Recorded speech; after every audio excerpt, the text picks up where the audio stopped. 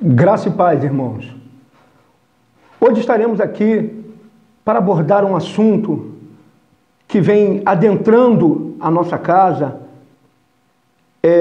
de certa forma, mudando o comportamento da sociedade, influenciando as famílias, que é a questão do homossexualismo.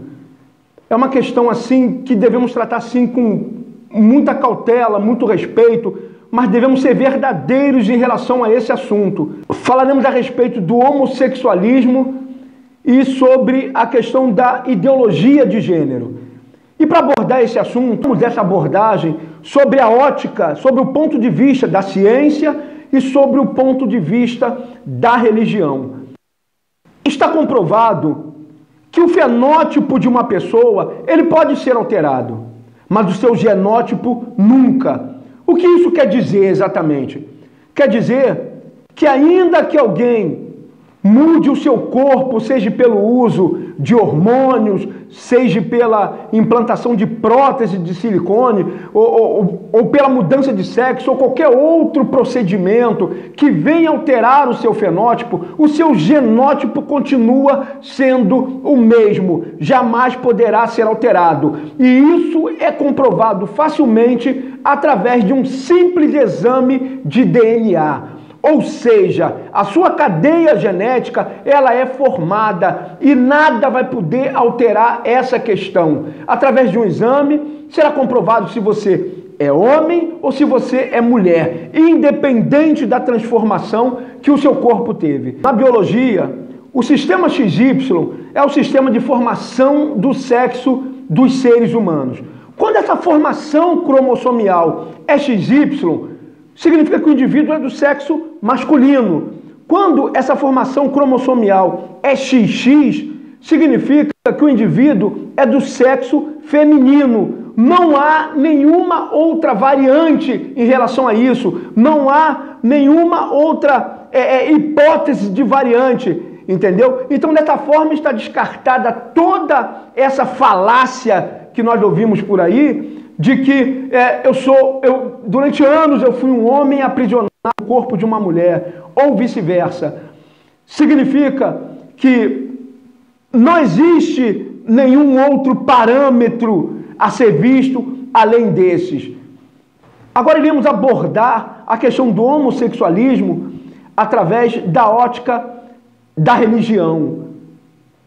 Iremos abordar esse assunto sobre o ponto de vista teológico, sobre o ponto de vista bíblico.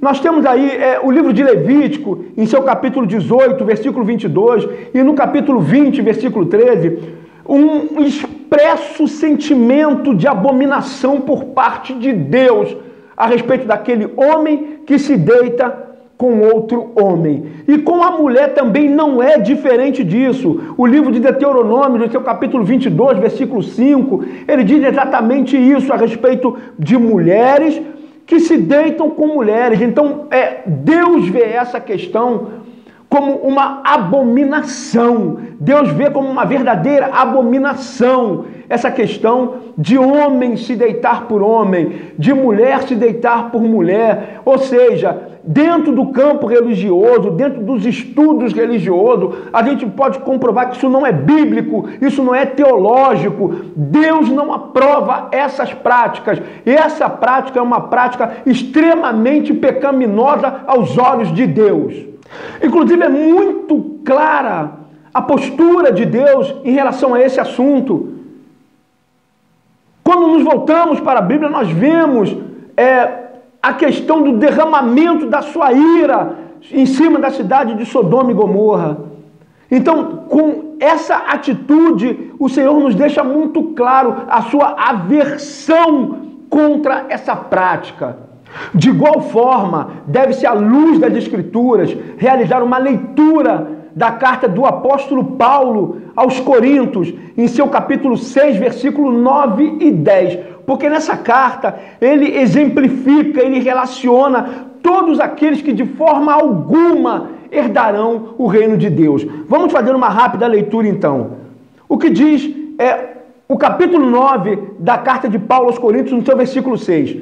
Não sabeis que os injustos não herdarão o reino de Deus.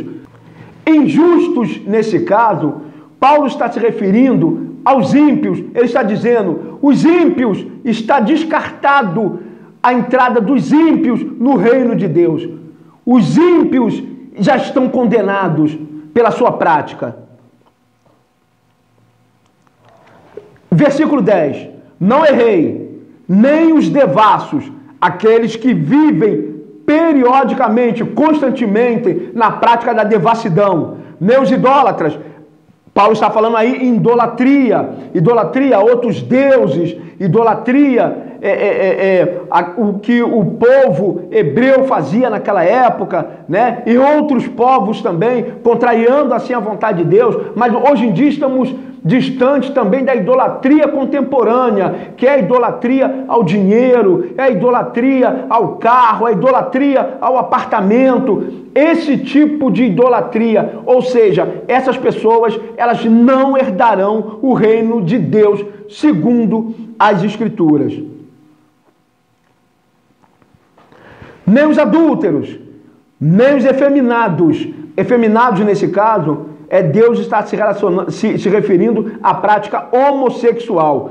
Nem os sodomitas, nem os ladrões, nem os avarentos. Avarentos, nesse caso, tem uma relação diferente dos idólatras, porque avarento é aquele que tem um excessivo amor ao dinheiro, é aquele que ama o dinheiro, é aquele que cobiça o dinheiro. Então, esses são os avarentos. Nem os bêbados são aqueles que bebem constantemente, de dia, de noite, e vivem bêbados, ébrios, embriagados.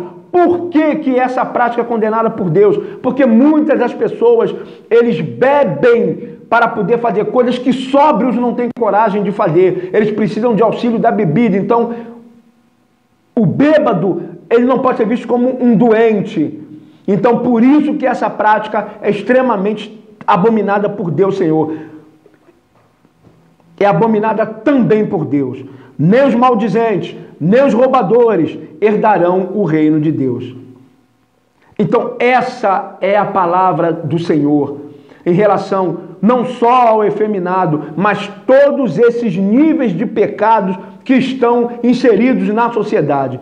Mas, contudo, não se enganem aqueles que pensam que por não estarem inseridos nessa relação, gozam de qualquer tipo de prestígio, gozam de qualquer tipo de privilégio, gozarão de qualquer tipo de privilégio em relação a essas pessoas que estão inseridas nessa relação, na relação que Paulo faz na carta de Efésios. Muito pelo contrário, a palavra de Deus ela é muito clara, ela diz que todos pecaram e destituídos da graça de Deus estão. Todos pecaram. A palavra de Deus não diz só os efeminados pecaram, só os bêbados pecaram, só os ébrios pecaram, só os adultos pecaram. Ela diz todos sem exceção pecaram. E sabe o que isso significa? Significa que Deus coloca todos no mesmo patamar. Todos estão no mesmo patamar de pecadores. Esses estão relacionados simplesmente por se tratar de pecado, mas isso não significa que o pecado deles é maior ou pior do que o nosso. Todos estão qualificados na condição de pecadores. Todos nós somos pecadores e destituídos da graça estamos. E o pior de tudo, meus irmãos, é que não há nada que possamos fazer para reverter esse quadro. A palavra do Senhor é muito clara. Ela diz: porque pela graça sois salvo, por meio da fé, e isso não vem de vós, é dom de Deus, não de obras, para que não se glorie disso. Então não há obras que você faça para a sua salvação. E isso já foi visto há 500 anos atrás por Martim Lutero. Não há nenhuma obra que possa ser feita por nenhum de nós. Não há nenhuma obra. Isso é dom de Deus. E aí você me pergunta, o que podemos fazer então, meu irmão, em relação a essa questão? O que nós podemos então fazer em relação a isso? É muito simples. Eu faço duas colocações. Em relação a essa questão do homossexualismo, em relação a essa questão que está sendo discutida aqui agora, eu posso dar dois conselhos para todos os irmãos que estão nos ouvindo agora. O primeiro, não seja um crítico de alta patente. Não critique aquilo que você desconhece ou aquilo que você não entende a respeito desse assunto. Não seja um crítico. Porque essa não é a função do cristão. Criticar, seja lá o que for. Esse é o meu primeiro conselho. O segundo conselho: deixe de ser extremamente religioso, meu irmão. Deixe de ser extremamente religioso e dobre seus joelhos. Ore, pranteie, suplique, implore pela misericórdia de Deus, pela salvação de todos nós. Não só pela sua, nem só dos seus amigos, nem da sua família, mas a de todos nós, de todos os bêbados, pela salvação de todos os maldizentes, pela salvação de todos os adultos, pela salvação de todos os efeminados. Ore por todos, meus irmãos. Pranteie, suplique ao Espírito Santo de Deus, para que ele possa convencer essas pessoas do seu pecado. E só assim, dessa forma, eles poderão ser salvos. Faça a sua parte. Não fique inerte, parado. Porque um dia estaremos diante do grande trono de justiça de Deus. E ele vai te perguntar, meu irmão, o que você fez por aquele seu sobrinho que era homossexual? O que você fez por aquele seu vizinho, aquele seu amigo de colégio, de trabalho? E você vai dizer o quê? Que ficou inerte? Que você não fez nada? Eu te digo de antemão o que vai acontecer com você. Você vai ser condenado junto com ele. Então façamos a nossa parte.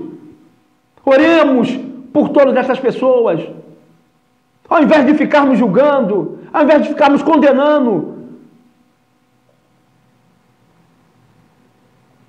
Oremos pela salvação dessas pessoas. Afinal de contas, esse é o segundo maior mandamento de Deus. Amai o próximo como a si mesmo. Amai o seu próximo, meu irmão. Seja ele quem for, independente de quem seja. Ame-o. Salve-o do inferno. A palavra de Deus, meu irmão, ela diz que no dia do juízo final, menor rigor haverá sobre Sodoma e Gomorra do que contra aqueles que se recusaram a escutar a palavra de Deus. Então faça a sua parte. Aliás, façamos a nossa parte.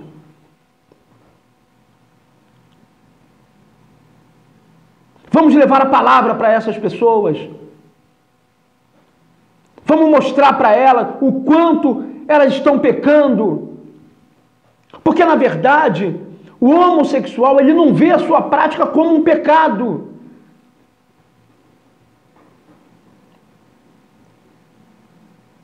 Só existe uma forma de se salvar uma alma, de se salvar uma pessoa.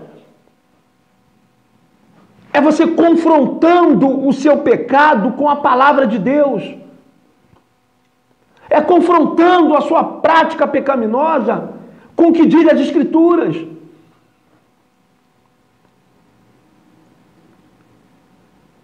E só assim eles poderão ser salvos.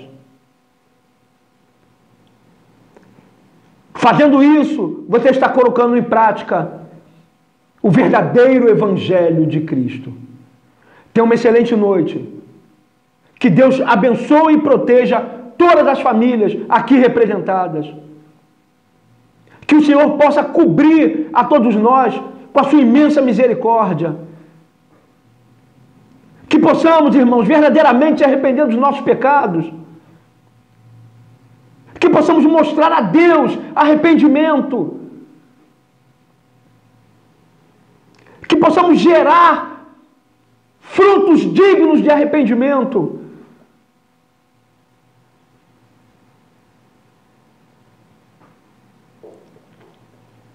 Que todos fiquem em paz.